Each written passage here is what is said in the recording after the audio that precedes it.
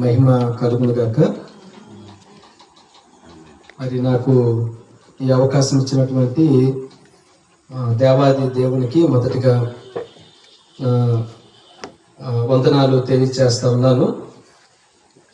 అలాగే మరి స్థానికంగా పరిచయం చేస్తున్నటువంటి డానియల్ పాస్టర్ గారికి, వేదికను అలంకరించినటువంటి దేవుని సేవకులకు, మరి సంఘం నుండి వచ్చినటువంటి సంఘ బిడ్డలందరికీ కూడా మన ప్రభువును రక్షకుడు అయిన యేసుక్రీస్తు ప్రభు యొక్క నామంలో శుభాలు వందనాలు తెలియచేస్తా ఉన్నాను. మొదటిగా మీ అందరికీ కూడా ఈస్టర్ శుభాకాంక్షలు, ప్రభు యొక్క పునరుత్థాన శుభాకాంక్షలు తెలియచేస్తా ఉన్నాను. మరి ఇట్టి రీతిగా మనమందరము ఇక్కడ కూడుకోవడానికి గల ప్రధాన కారణం ప్రభువైన యేసుక్రీస్తు పునరుత్థానం. ఆయన మరణించి తిరిగి లేచిన సందర్భమును బట్టి దానిని ఒక పండుగగా ఎంచి మనము ఇక్కడ కూడుకున్నాం. కనుక ఈరోజు పునరుత్థానమును గూర్చినటువంటి కొన్ని విషయాలు మీకు చెప్పడానికి నేను ఇష్టపడుతూ ఉన్నాను. కనుక శ్రద్ధతో కొంత సమయం దేవుని వాక్యాన్ని మనం విందాము. మరి ఇంతవరకు దేవుని సేవకులు చెప్పినట్లుగా ప్రభువైన యేసుక్రీస్తు గూర్చిన మరణమును గూర్చినటువంటి అనేక విషయాలు మనము ఇంతకు మునిపే విన్నాం. ప్రభువైన యేసుక్రీస్తును గూర్చిన మరణమును గూర్చినటువంటి విషయాలు కదా. మనందరికీ తెలుసు, ప్రభువైన యేసుక్రీస్తు మనుషులందరి పాపముల కొరకు ఈ భూమి మీదకి వచ్చి సిలువలో ఆయన మరణించి సమాధి చేయబడి 3వ దినమున ఆయన సజీవుడిగా తిరిగి లేచాడు. దేవుని వాక్యం సెలవిస్తా ఉంది, ఇదిగో లోక పాపమును మూసుకొని పోవు దేవుని గొర్రెపిల్ల అని యేసు ప్రభువుని గురించి తెలియచేస్తా ఉంది. మనుషులందరము పాపము చేసిన వారు, ఏ భేదమును లేదు. అందరూ పాపము చేసి దేవుడు అనుగ్రహించు మహిమను పొందలేకపోతూ ఉన్నారు. ఏ భేదము లేదు. స్త్రీ అని భేదము లేదు, పురుషుడని భేదము లేదు. ప్రతి మనిషి కూడా దేవుని దృష్టిలో పాపము చేసిన వారే. మన తలంపుల ద్వారా మనం పాపము చేసిన వారము, మన మాటల ద్వారా మనం పాపము చేసిన వారము, మన క్రియల ద్వారా మనము పాపము చేసిన వారు. కొంతమంది క్రియల ద్వారా, పనుల ద్వారా ఒకవేళ పాపము చేసి ఉండకపోవచ్చు, కానీ మనసులో పాపము చేసి ఉండొచ్చు. మనసులో చేసే పాపం ఎవరికీ కనిపించదు. మనము పనుల్లో చేసే పాపం బయటికి కనిపిస్తుంది, కానీ మనసులో చేసేటటువంటి ఆ పాపము ఎవరికి కనిపించదు. ఒక దైవజనుడు అన్నటువంటి ఈ మాట మరి మీ మధ్యలో నేను అది తెలియచేస్తా ఉన్నాను. ఆ మాట ఏంటంటే, ఈ రోజుల్లో బెడ్ మీద జరిగే వ్యభిచారము కంటే హెడ్లో జరిగే వ్యభిచారము ఎక్కువైంది అని ఆయన అన్నాడు. బెడ్ మీద జరిగే వ్యభిచారం కంటే హెడ్లో అంటే తలలో, మనసులో జరిగే వ్యభిచారమే చాలా ఎక్కువ అని అన్నాడు. అది నిజమే కదా, వాస్తవం. కనుక మనం బయటికి పాపం చేసి ఒకవేళ ఉండకపోవచ్చు, కానీ మన హృదయంలో ఎన్నోసార్లు తప్పిపోయినవారు, ఎన్నోసార్లు పాపం చేసినవారు. కనుక యేసు ప్రభు కూడా అందుకే అన్నాడు, ఈ భూమి మీద పరిచర్య చేసే రోజుల్లో ఒక స్త్రీని మోహపు చూపుతో చూస్తే అప్పుడే నీ హృదయంలో ఆమెతే వ్యభిచారం చేసిన వాడవు అని అన్నాడు. ఆ లెక్కలో వస్తే ఈ భూమి మీద ఏ మనిషి పాపము చేయకుండా ఉన్నట్టు చెప్పండి? ఒక మోహపు చూపుతో చూస్తేనే పాపము చేసినట్టు అని దేవుని వాక్యం చాలా స్పష్టముగా తెలియచేస్తా ఉంది. అందుకే దేవుడు అంటూ ఉన్నాడు, నీతిమంతుడు లేడు, ఒక్కడును లేడు, అందరూ పాపము చేసిన వారే అని దేవుని వాక్యం సెలవిస్తూ ఉంది. అందరూ పాపం చేసిన వారు కనుక మనుషులందరి పాపముల కొరకు బలవడానికి ప్రభువైన యేసుక్రీస్తు 2026 సంవత్సరాల క్రితం ఈ భూమి మీదకి మానవుడిగా వచ్చాడు. మనందరికీ తెలుసు, రక్తము చిందించబడకుండా పాపక్షమాపణ కలగటం అది అసాధ్యం. ఇది భూమి మీద ఉండే ప్రతి మనిషికి కూడా కామన్ సెన్స్ పెట్టి ఆలోచిస్తే ప్రతి ఒక్కరికి తెలిసిన సత్యమే. అందుకే దేవుణ్ణి మనము ఎరిగినా ఎరగకపోయినా మనము బలులు అర్పిస్తూ ఉంటాం.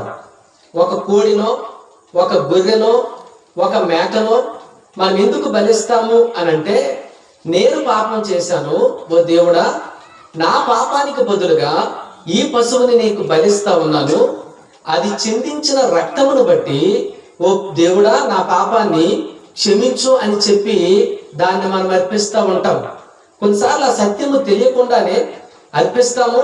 తర్వాత ఇంటికి తీసుకొచ్చి దాన్ని వండుకుంటాము, తినేస్తాము, మర్చిపోతాము. కానీ దానిలో ఉన్న సత్యం ఏంటంటే, నా పాపానికి బదులుగా ఇదిగో ఈ మేక లేదా ఈ గొర్రె, ఈ కోడె మరణిస్తా ఉంది అనే సత్యం దానిలో ఇమిడి ఉంది. అయితే దేవుని వాక్యం చెబుతా ఉంది, దేవుడు చెబుతా ఉన్నాడు.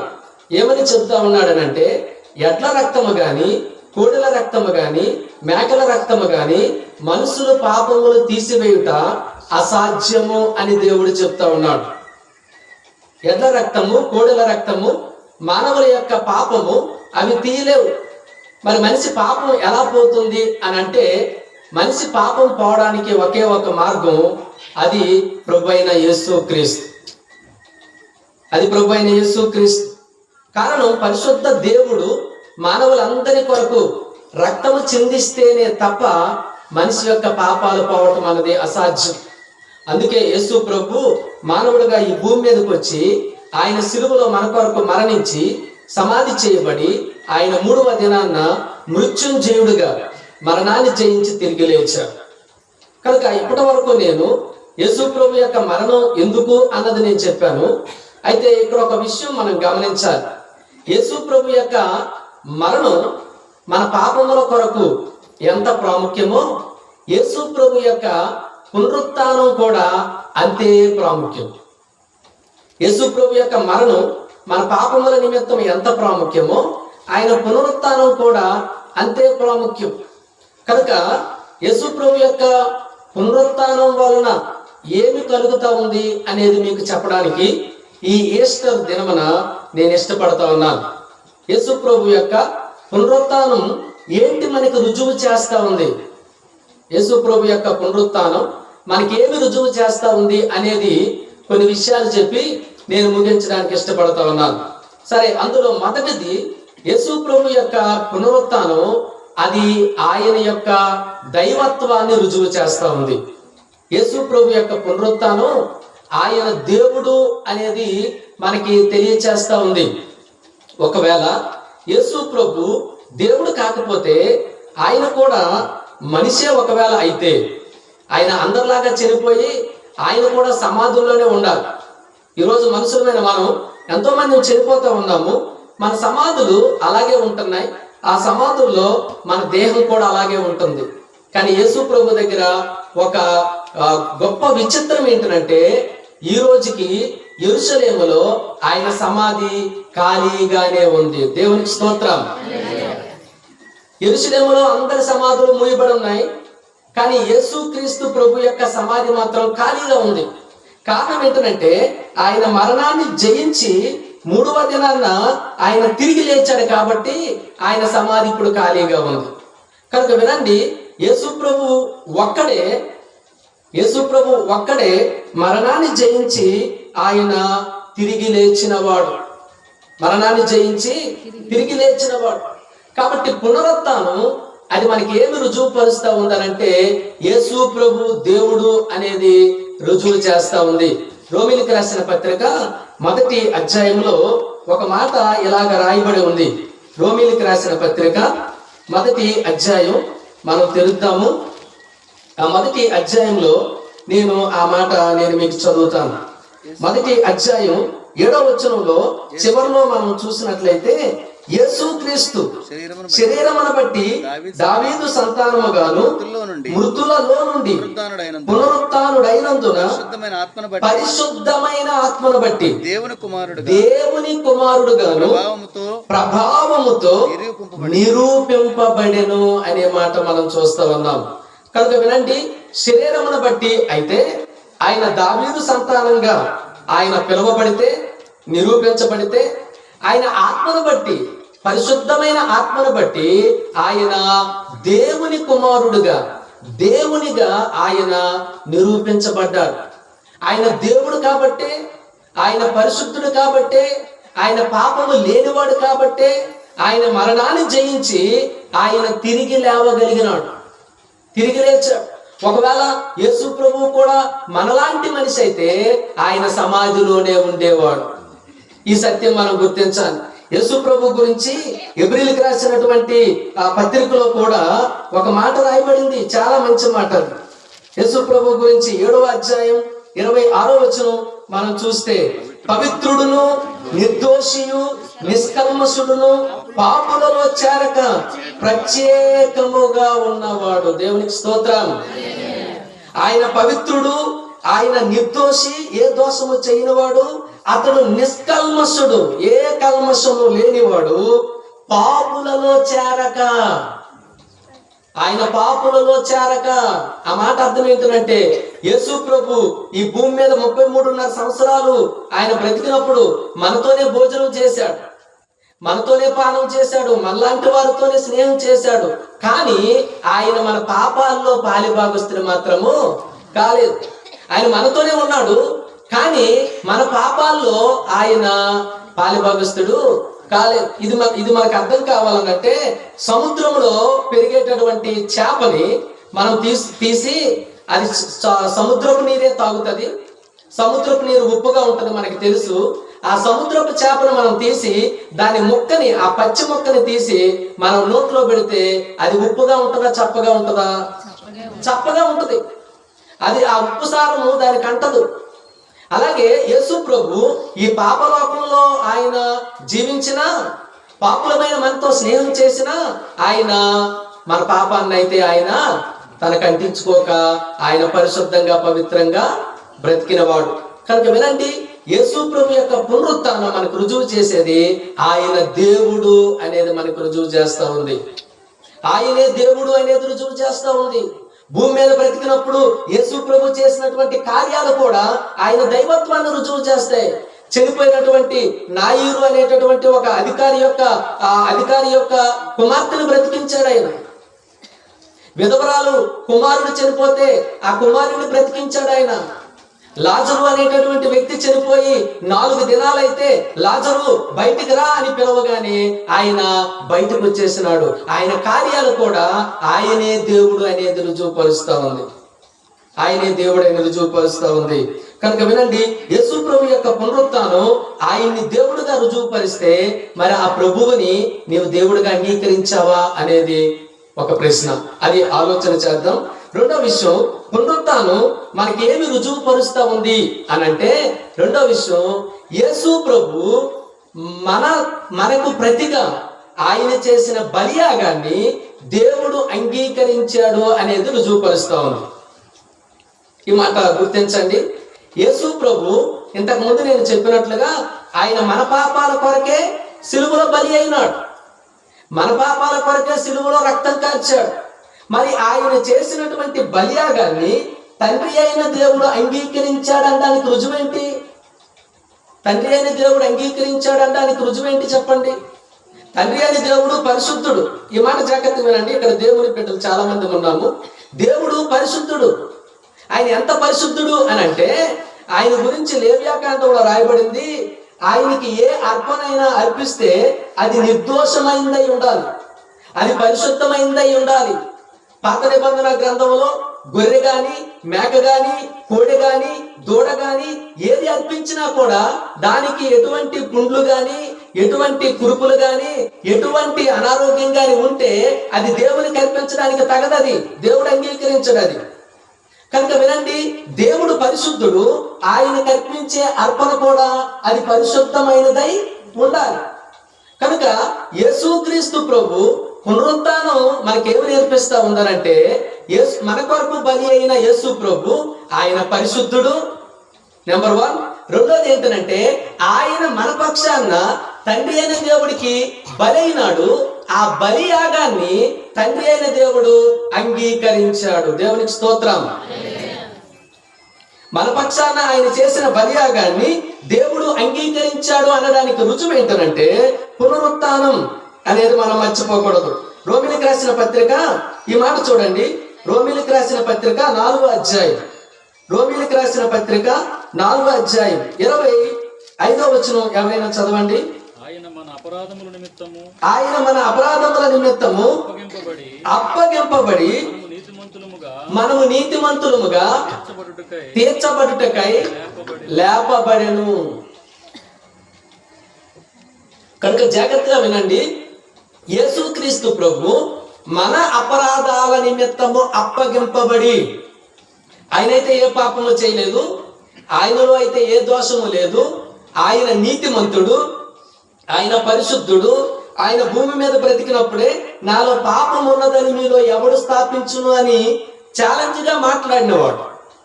ఆయనలో ఏ పాపము లేదు, ఏ తప్పిదము లేదు. మరి ఆయన ఎందుకు బలైనాడు అని అంటే ఇక్కడ వాక్యం సెలవిస్తా ఉంది, ఆయన మన అపరాధముల నిమిత్తము అప్పగింపబడి మనము నీతిమంతులముగా తీర్చబడుటకై ఆయన లేపబడ్డాడు అనే మాట మనము చూస్తా ఉన్నాం. అందుకే ఇంతకు ముందే నేను చెప్పాను ఒక మాట, ఏమని అనంటే యేసు ప్రభు యొక్క మరణం మన పాప క్షమాపణ నిమిత్తము ఎంత అవసరమో, యేసు ప్రభు యొక్క పునరుత్థానం కూడా అంతే అవసరం. ఆయన మన అపరాధముల నిమిత్తం అప్పగింపబడ్డాడు, మనము నీతిమంతులముగా తీర్చబడ్డట్టుకై లేపబడ్డాడు. అంటే మనము నీతిమంతులంగా తీర్చబడాలనంటే యేసు ప్రభు లేపబడాలి. ఇది మనం మర్చిపోకూడదు. ఇంతకు ముందు మనం ఒక మాట నేను మీకు గుర్తు చేశాను. భూమి మీద దేవుడు పరలోకం నుండి చూసినప్పుడు నీతిమంతుడు లేడంట, ఒక్కడు కూడా లేడు. ఏ మనిషి నీతిమంతుడు కాదు, ఏ మనిషి కూడా నీతిమంతుడు కాడు. కొంతమంది పాపాలు బయటకు కనబడతాయి, కొంతమంది పాపాలు బయటకు కనబడకపోవచ్చు. పాపాలు కనబడినంత మాత్రాన నీతిమంతులు ఏం కాదు. మనుషుల దృష్టికి నీతిమంతులుగా వాళ్ళు ఒకవేళ పరిగణించబడచ్చు, కానీ పరలోకమందున్న దేవుని విషయంలో మాత్రం నీతిమంతులు కాదు. మరి అలాంటి మనుషులు నీతిమంతులు ఎలా అవుతారు అనంటే యేసు ప్రభు యొక్క బలియాగం ద్వారా, ఆయన పునరుత్థానం ద్వారా మాత్రమే నీతిమంతులు అవుతారు. కనుక వినండి, ఇప్పటికి నేను 2 విషయాలు చెప్పాను. పునరుత్థానం ఏమి రుజువుపరుస్తా ఉందంటే యేసు ప్రభువే దేవుడు అనేది రుజువుపరుస్తా ఉంది. ఆయన పరిశుద్ధుడు, దేవుడు కాబట్టే మరణాన్ని జయించి తిరిగి లేవగలిగినాడు. ఆయన కూడా మనలాంటి పాపం చేసిన మనిషి అయితే ఆ మరణంలోనే ఉండేవాడు, సమాధిలోనే ఉండేవాడు. కనుక ఆయన దైవత్వం నిరూపించబడతా ఉంది. పునరుత్థానం ఏమి రుజువు చేస్తా ఉందంటే మన పక్షాన మన పాపానికి బదులుగా దేవునికి ఆయన చేసిన అర్పణ దేవుడు ఆమోదించాడు అనేది రుజువు చేస్తా ఉంది. ఇది మనం మర్చిపోకూడదు. కనుక 2 విషయాలు మనం ఆలోచించాం. 3వ విషయము ఏంటి అని అంటే యేసు ప్రభు యొక్క పునరుత్థానం అది మరణం పైన విజయాన్ని రుజువు చేస్తా ఉంది. దేవునికి స్తోత్రం. మరణం పైన విజయం. ఈ రోజు మనిషికి ఉన్నటువంటి భయం ఏంటంటే మరణ భయం, చనిపోతామేమోనన్న భయం. కారణం ఏంటంటే చనిపోయిన తర్వాత ఏం జరుగుతుందో తెలియదు కాబట్టి, చనిపోయిన తర్వాత ఏమి జరుగుతుందో తెలియదు కాబట్టి. నేను ఇంజనీరింగ్ కాలేజీలో అసిస్టెంట్ ప్రొఫెసర్గా వర్క్ చేశాను, ఎలక్ట్రికల్ డిపార్ట్మెంట్లో. నేను కొన్నిసార్లు స్టూడెంట్స్ ఎప్పుడైనా బయట ఖాళీగా ఉండేటప్పుడు ఈ ప్రశ్న వేసేవాడిని, మనుషులు అత్యధికంగా దేనికి భయపడతారు అని అడిగితే వాళ్ళ నుండి వచ్చే సమాధానం ఏంటంటే మరణం, చావుకు భయపడతారు. నువ్వు చీకట్లో దెయ్యం ఉంటుందని భయపడినా, శ్మశానంలో మనుషులు ఏమైనా పట్టేస్తారని భయపడినా, దాని వెనక అల్టిమేట్ గా ఉన్నటువంటి భయం ఏంటంటే మరణ భయం. చంపేస్తారేమో, చనిపోతామేమో.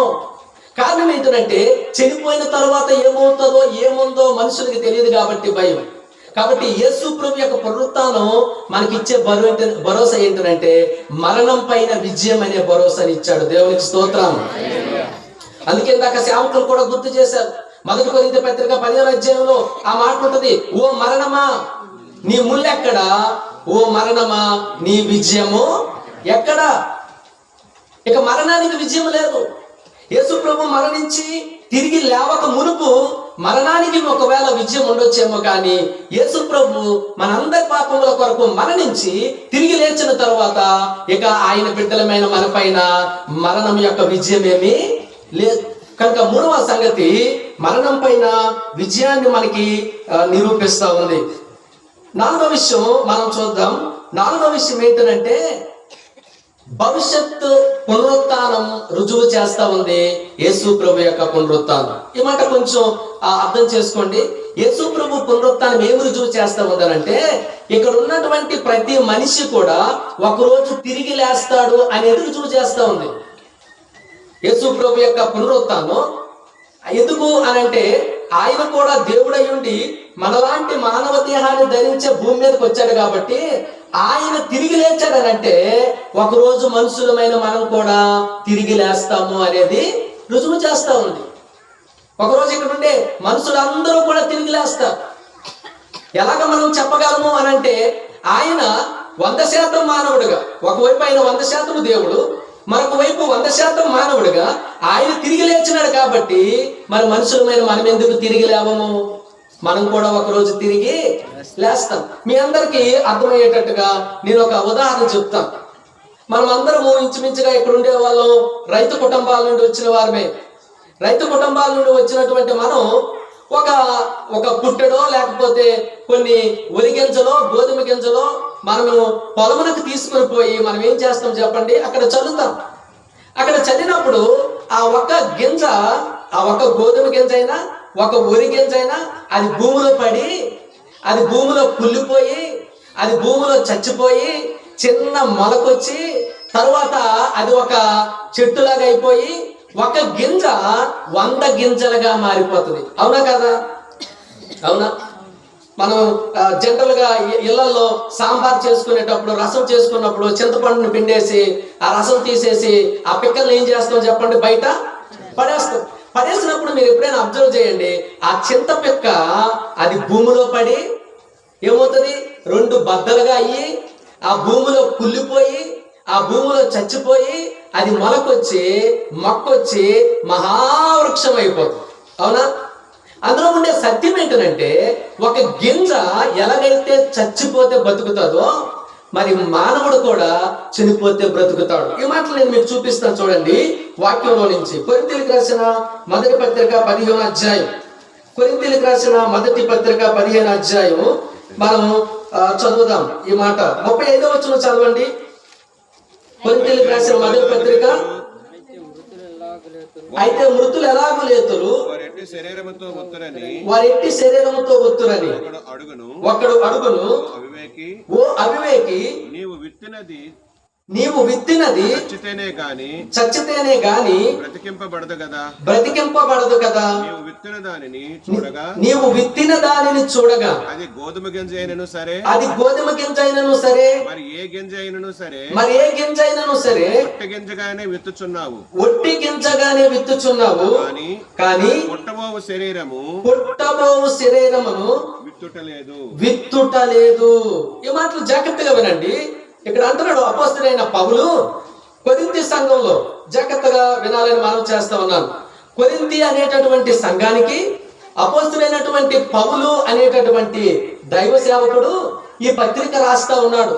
ఈ పత్రికలో ఈ అధ్యాయం ఆయన ఎందుకు రాయాల్సి వచ్చింది అనంటే, కొరింథీ సంఘంలో కొంతమంది ఏమనుకుంటా ఉన్నారనంటే, ఇక చనిపోతే ఏమీ లేదు, ఈ బ్రతికినటువంటి ఈ 50-60 సంవత్సరాల జీవితమే మన జీవితము, చనిపోయిన తర్వాత ఇక బ్రతకం కాబట్టి ఉన్నంత వరకు తిందాము, ఉన్నంత వరకు తాగుదాము, ఉన్నంత వరకు బ్రతుకుతాము అని వాళ్ళు అనుకుంటా ఉన్నారు. వాళ్ళు అలాగా తలుస్తా ఉన్నారు. ఆ మాట కూడా అక్కడ పౌలు గుర్తు చేస్తా ఉన్నాడు. చూడండి ఆ మాట నేను చదువుతాను. 32వ వచనం. మనుష్య రీతిగా నేను ఎఫెసులో మృగములతో పోరాడిన ఎడల నాకు లాభమేమి? మృతులు లేపబడిన ఎడల రేపు చనిపోదము గనుక తిందము, త్రాగుదము, మోసపోకుడి, దుష్ట సాంగత్యము, మంచి నడవడిని చెరుపును అని పౌలు చెప్తా ఉన్నాడు. కనుక వినండి, మనుషులకి కొంతమందికి నిరీక్షణ లేదు. చనిపోయిన తర్వాత తిరిగి లేస్తామనే నిరీక్షణ, చనిపోయిన తర్వాత దేవుడితో నిత్యత్వంలో ఉంటాము అనేటటువంటి నిరీక్షణ లేని వారు భూమి మీద ఉండేటప్పుడు ఎలా ఆలోచిస్తారనంటే, రేపు చచ్చిపోతాం కాబట్టి ఉన్నంత వరకు తినేద్దాము, ఉన్నంత వరకు తినేద్దాం. ఆ మధ్యకాలంలో ఒక ప్రకటన వచ్చింది. ఏంటనంటే 2012 యుగాంతం అని ఒక ప్రకటన వచ్చింది. నాకు బాగా గుర్తుంది. అప్పుడు నేను రాజ్యాంగంలో ఎంటెక్ చదువుతా ఉన్నాను, ఇంజనీరింగ్ చదువుతా ఉన్నాను. అప్పుడు వచ్చిన ప్రకటన ఏంటంటే 2012 యుగాంతం అందరూ చనిపోతామని. అంటే పల్లెటూరులో ఉండేటటువంటి కొంతమంది అయితే మన దగ్గర అయ్యా ఏదైనా కోడి ఉంటే కోసుకొని తినేద్దాం, ఏదైనా గొర్రె ఉంటే కోసుకొని తినేద్దాం, ఎందుకంటే చనిపోయిన తర్వాత ఇవేమి మరి ఉండవు కదండి. కనుక అపోస్తలుడైన పౌలు అంటున్నాడు, రేపు చనిపోతాం కనుక తిందుము త్రాగుదమని చెప్పి మీరు మోసపోవద్దు అని చెప్తా ఉన్నాడు. మీరు మోసపోవద్దని చెబుతా ఉన్నాడు. కనుక ఈ మాట వినండి. కొరింథీ పత్రిక ఈ అధ్యాయం ఎందుకు రాస్తా ఉన్నాడనంటే, కొంతమంది పునరుత్థానం లేదని అనుకుంటారు, చనిపోయిన వాళ్ళు లేవడం అనుకుంటారు. వాళ్ళ మధ్య యేసు ప్రభు మరణించి తిరిగి లేచినాడు. వాళ్ళ మధ్య యేసు ప్రభు మరణించి తిరిగి లేచాడు. ఆ విషయం కూడా అక్కడ పౌలు గుర్తు చేస్తా ఉన్నాడు. ఆ 1 కొరింథీ పత్రిక 15వ అధ్యాయంలో అక్కడ పౌలు అంటాడు, 5వ వచనం మనం చూస్తే, ఆయన కేఫాకును తరువాత 12 కనబడెను. అటు పిమ్మట 500కు ఎక్కువైన సహోదరులకు ఒక్క సమయమందే కనబడెను. వీరిలో అనేకులు ఇప్పటి వరకు నిలిచి ఉన్నారు, కొందరు నిద్రించిరి. 500 మంది కంటే ఎక్కువ మందికి ఒకేసారి యేసు ప్రభు కనబడ్డాడంట. అంతకంటే ముందు శిష్యులకు కనబడ్డాడంట. ఎంత రుజువు వాళ్ళ మధ్యలో ఉన్నా వాళ్ళు ఏమనుకుంటారంటే, చనిపోయిన తర్వాత లేవడము లేదు, పావడము లేదు, ఇదంతా ఒట్టి అబద్ధమే, ఉన్నంత వరకు బ్రతకాలి, తినాలి అనుకుంటున్నారు. మీకు అర్థమవుతుందా? ఉన్నంత వరకు బ్రతకాలి, తినాలి. ఈరోజు ఈ మాట వినండి, చాలా మంది మనుషులకి చనిపోయిన తర్వాత ఏమవుతుంది అనేటటువంటి అవగాహన లేదు సరిగా. నాకు కూడా చిన్నప్పుడు అవగాహన లేదు. నేనేమనుకునేవాడిని అంటే, చిన్నప్పుడు ఇప్పుడు చనిపోయినాం అనుకోండి, చనిపోతే మరలా మనిషిగా పుడతాను అనుకునేవాడు. కొంతమంది మరలా నాకు వచ్చి ఏం చెప్పేవారు అని అంటే, ఎక్కువ పాపాలు చేస్తే కాకిగానో పిల్లిగానో కోతిగానో పుడతారు, పాపాలు ఎక్కువ చేయకపోతే, పాపం చేయకుండా ఉంటే దేవుడి దగ్గరికి వెళ్తారు. ఇలాగ రకరకాల అభిప్రాయాలు చెప్పేవారు, అవునా? కానీ వినండి, ఈ బైబిల్ చదివిన తర్వాత, నేను ఈ బైబిల్ దగ్గరికి వచ్చిన తర్వాత నాకు సత్యం ఏంటో అర్థమైంది. చనిపోయిన వారు ఏమవుతారు, మరణించిన తర్వాత ఏమవుతారో మనుషులు ఈ బైబిల్ ఎంతో చక్కగా వివరించింది. ఈ బైబిల్ వివరించినట్లుగా ఏ పుస్తకమో వివరించినట్లుగా నేను చూడలేదు. కనుక వినండి ఈ మాట. అలాగా అనుకునే వారికి అపోస్తలుడైన పౌలు అంటున్నాడు, ఓ అవివేకి నీవు విత్తినది. చూడండి ఆ మాట 35వ వచనంలో, అయితే మృతులు ఎలాగ లేతురు, వారెట్టి శరీరముతో వత్తరని ఒకడు అడుగుతాడంట. మీకే వచ్చి అడుగుతాడు, ఎక్కడుంటే మనకే వచ్చి అడుగుతాడు, అమ్మా మృతులు లేస్తారని చెప్తున్నావు, యేసు ప్రభు లేచాడని చెప్తున్నావు, మేము కూడా లేస్తామని చెప్తా ఉన్నావు, మరి ఎలాగ లేస్తారు మీరు అని అడిగితే, కొంచెం వ్యంగ్యంగా కదండి, కొంచెం వెటకారంగా అడిగితే అలాంటి వారికి సమాధానం చెప్తున్నాడు, ఓ అవివేకి, ఓ వివేకం లేనివాడా, నీవు విత్తినది చూడగా చచ్చితేనే గాని బ్రతికింపబడదు కదా. నీవు విత్తిదానిని చూడగా అది గోధుమ గింజ అయినను సరే, మరి ఏ గింజ అయినను సరే, ఒట్టి గింజనే విత్తుచున్నావు గాని పుట్టబో శరీరమును విత్తుట లేదు అనే మాట మనం అక్కడ చూస్తా ఉన్నాము. మరొక మాట 42వ వచనం చూడండి ఒకసారి, మృతుల పునరుత్థానమును అలాగే అనే జవాబు ఇస్తా ఉన్నాడు. దేవునికి స్తోత్రం.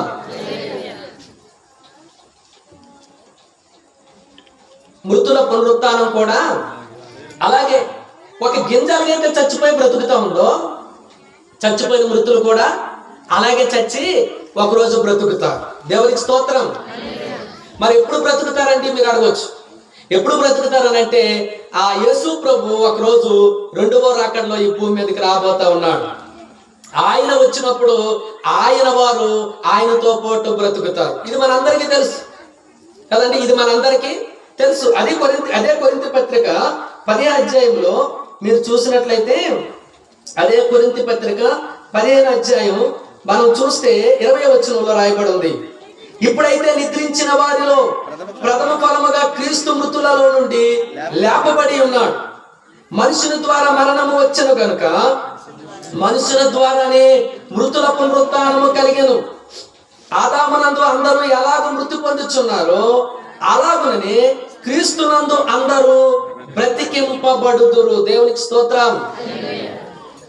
క్రీస్తునందు అందరూ ఎంత తేటగా దేవుని వాక్యం సెలవిస్తా ఉంది కదా, ఎంత తేటగా దేవుని వాక్యం మనకి తెలియజేస్తా ఉంది.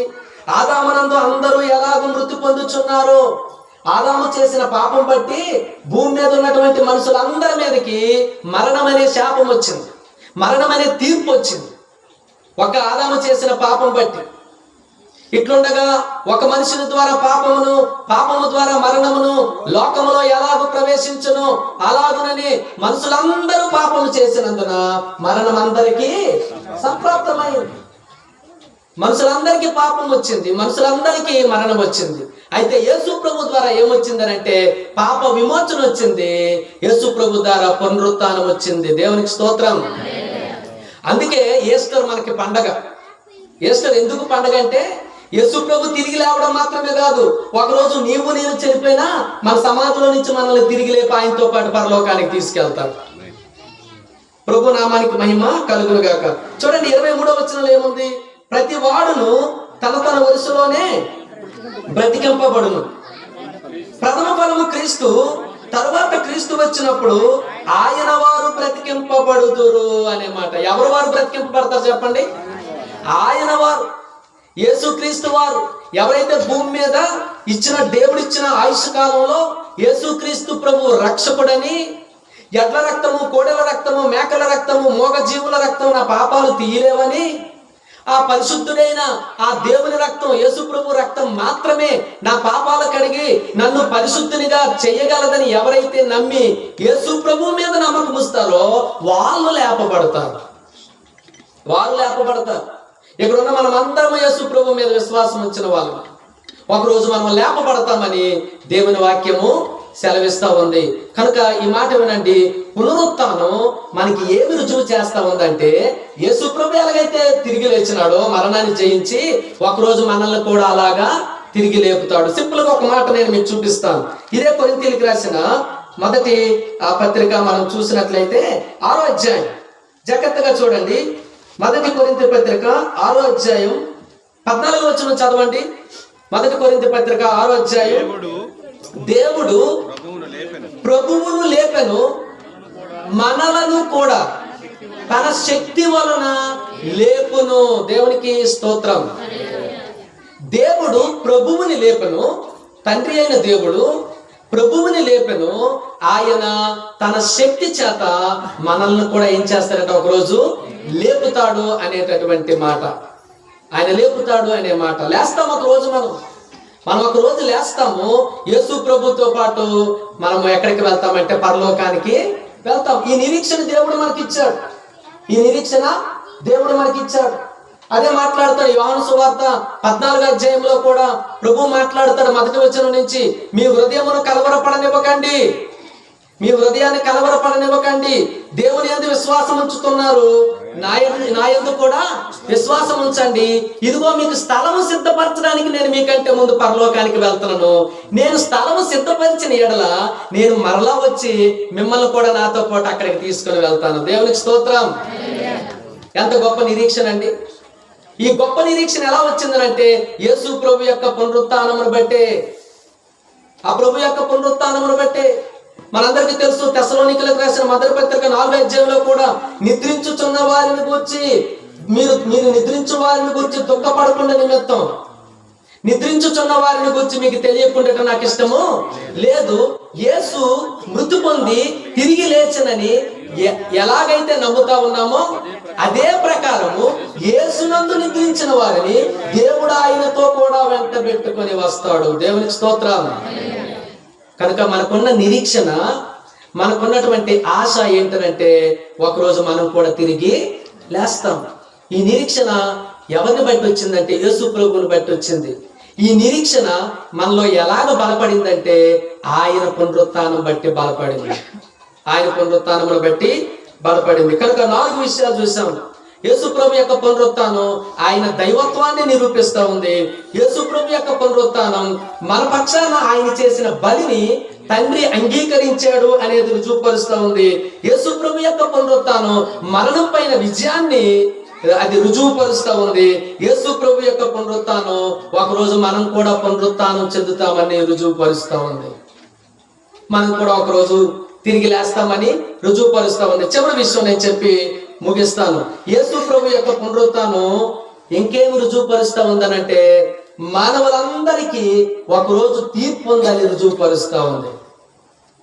మనుషులందరికీ ఒకరోజు ఏముందో తెలుసా? తీర్పు ఉంది. తీర్పు ఉందనంటే మనుషులందరూ తిరిగి లేస్తారని దాని అర్థం. మనుషులు లేవకపోతే, మనుషులు దేవుని దృష్టిలో వాళ్ళు బతుకున్న వాళ్ళు కాకపోతే వాళ్ళకి తీర్పు ఎలా జరుగుతుంది?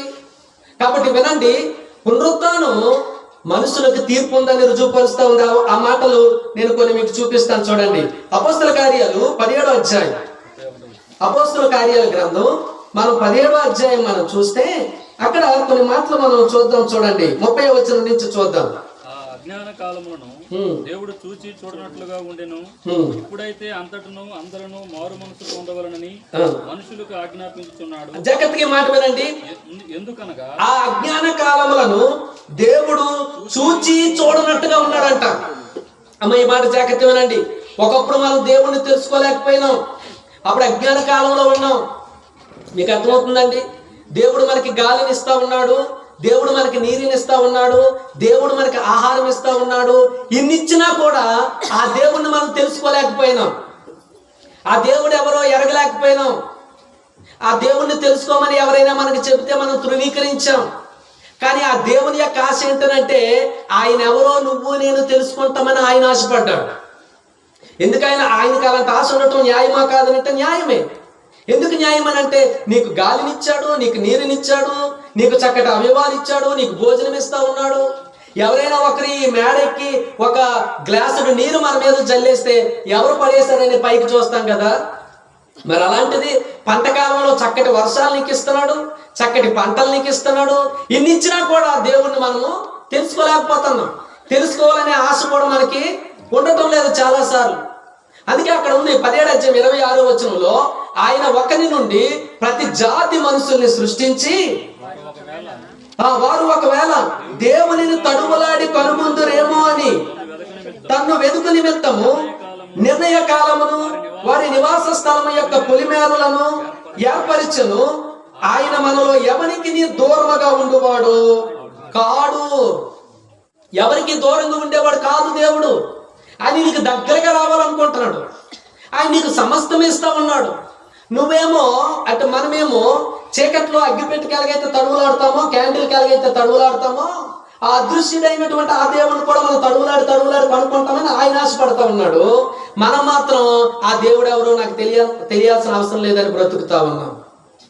ఆయన చేసే మేలులు చూడండి, కిందకి రాయబడి ఉంది. ఆయన చేసిన మేలులు చూడండి, 28వ వచనం. మనం ఆయన యందు బ్రతుకుచున్నాము, చెలించుచున్నాము, ఉనికి కలిగి ఉన్నాము. మనం ఏంటంట? ఆయన యందు అసలు దేవుడు లేకపోతే మనకు బ్రతుకుందండి మనిషికి? అమ్మ, మీకు అర్థమవుతుంది మాట? దేవుడు లేకపోతే మనకు బ్రతుకుందా? ఒక మాట చెప్తాను వినండి. మనము నివసిస్తున్న ఈ భూమి గంటకి 111,600 కిలోమీటర్ల వేగంతో తిరుగుతా ఉంది కదమ్మా. అర్థమైందా? గంటకి మనము నిల్చున్నటువంటి భూమి ఎడమ నుంచి కుడికి 111,600 కిలోమీటర్లు. సూపర్ ఫాస్ట్ ట్రైన్ ఎంత స్పీడ్తో వెళ్తుంది చెప్పండి? మహా అయితే గంటకి 110 కిలోమీటర్ల వేగంతో వెళ్తుంది. ఎంత శబ్దాలంటే గడగడ గడగడగా నిద్రలో పట్టం. అలాంటిది ఈ భూమి గంటకి 111,600 కిలోమీటర్ల వేగంతో తిరుగుతా ఉన్నా మనం మాత్రం ప్రశాంతంగా ఉన్నాం. ఇంత చక్కగా తిప్పేవాడు ఎవరండి? దేవుడు కాకపోతే కదండి. ఈ భూమిని తిప్పాలనంటే ఈ భూమి కంటే శక్తిమంతుడై ఉండాలి దేవుడు కదండి. ఈ భూమి కంటే శక్తి లేనివాడు ఎవరైనా తిప్పగలరా? ఈ భూమి కంటే శక్తి లేని వారిని దేవుడు అని అనగలమా? దేవుడు ఈ భూమిని తిప్పడానికి కావలసిన శక్తిమంతుడైన మనుషులు ఎవరో తిప్పలేరు. కనుక ఇంత నెమ్మదినిచ్చి మనల్ని కాపాడుతూ ఉన్నాడే, మరి ఆ దేవుడిని మనం తెలుసుకోగలుగుతా ఉన్నామా? ఆ దేవుడు ఎవరో ఎరగడానికైనా ఆసక్తి చూపిస్తున్నామా?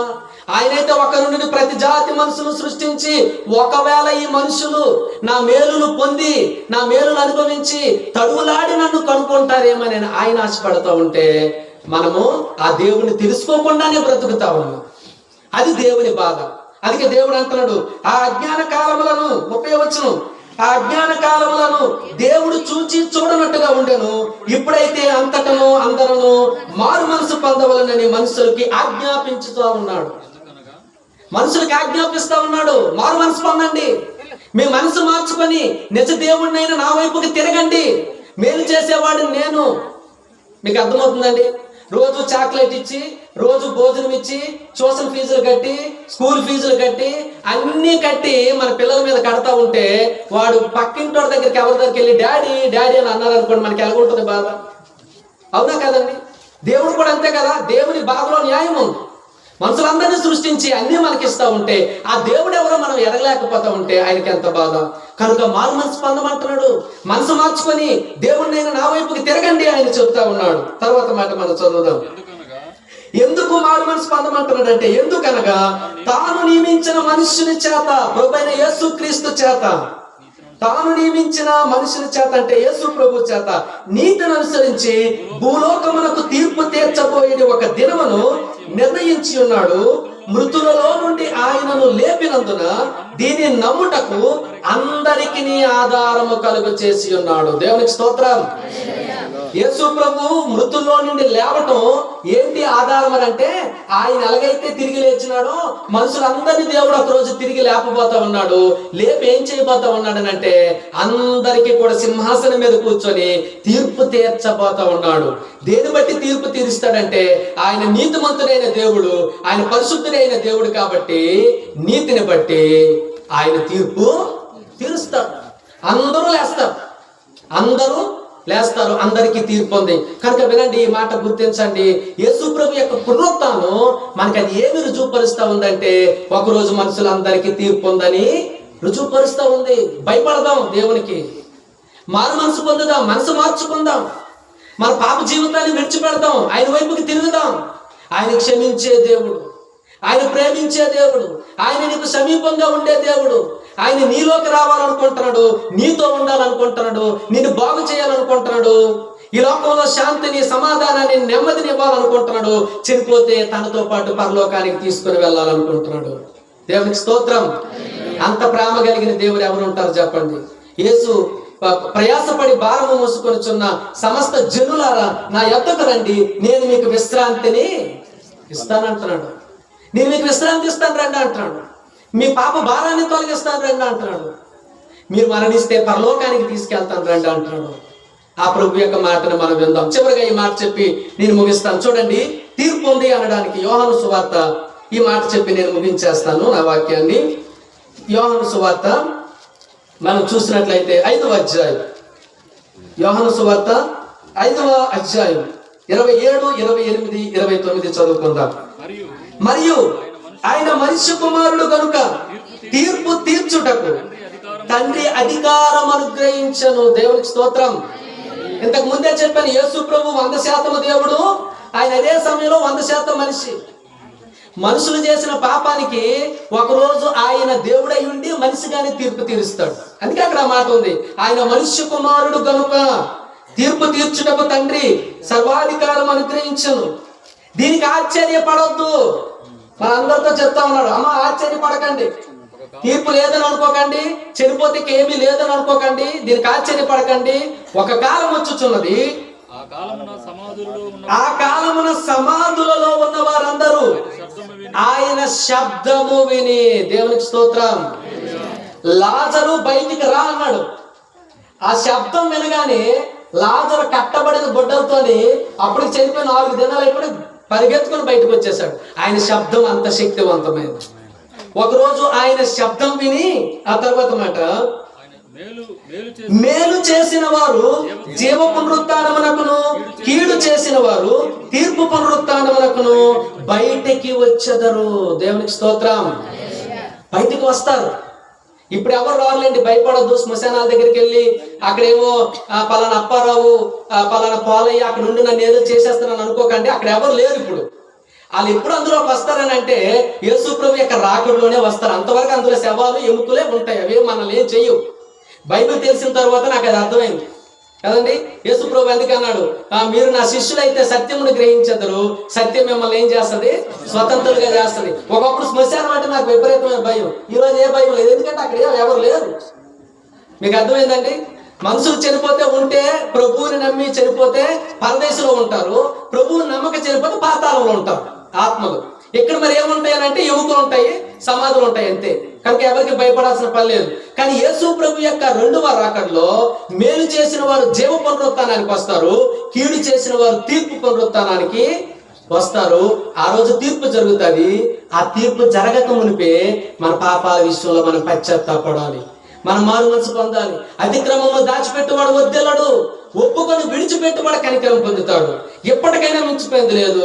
మన పాపాలు ఆ పరిశుద్ధ దేవుని ముందు ఒప్పుకుంటే ఆయన క్షమించడానికి ఇష్టపడతా ఉన్నాడు, ఆయన నిన్ను క్షమించడానికి ఇష్టపడతా ఉన్నాడు, ఆయన నిన్ను పరలోకానికి చేర్చడానికి ఇష్టపడతా ఉన్నాడు. నేను చెప్పిన ఈ 5 విషయాలు నేను మీకు ఒకసారి గుర్తు చేస్తాను. పునరుత్థానం రుజువు చేసేది అది యేసు ప్రభు యొక్క దైవత్వాన్ని రుజువు చేస్తుంది. పునరుత్థానం మన పక్షాన్ని యేసు ప్రభు చేసిన బలియాగాన్ని తండ్రి ఆమోదించాడు అనే దాన్ని రుజువు చేస్తా ఉంది. పునరుత్థానం పాపం పైన విజయాన్ని రుజువు చేస్తా ఉంది, మరణం పైన విజయాన్ని రుజువు చేస్తా ఉంది. పునరుత్థానం ఒకరోజు మనకి పునరుత్థానం ఉందని రుజువు చేస్తా ఉంది. చివరిది పునరుత్థానం ఒకరోజు మనుషులందరికీ తీర్పు ఉందనేది రుజువు చేస్తా ఉంది. కనుక ఈ సత్యాలు ఎరుగుదాం. ఈ సత్యం ఎరిగి యేసు ప్రభుని మనము నమ్ముకుంటే, ఆయన దేవునిగా రక్షకుడుగా ప్రభువుగా అంగీకరిస్తే ఈస్టర్ మనకి పండగ. ఆయన్ని అంగీకరించకుండానే ఒకవేళ మనం మరణిస్తే ఒకరోజు అది తీర్పుగా మారుతా ఉంది. కనుక అవకాశం మీ ముందే ఉంది, నిర్ణయం మీరే తీసుకోవాలి. ప్రార్థన చేసుకుందాం, దేవుని సేవకులు నడిపిస్తారు.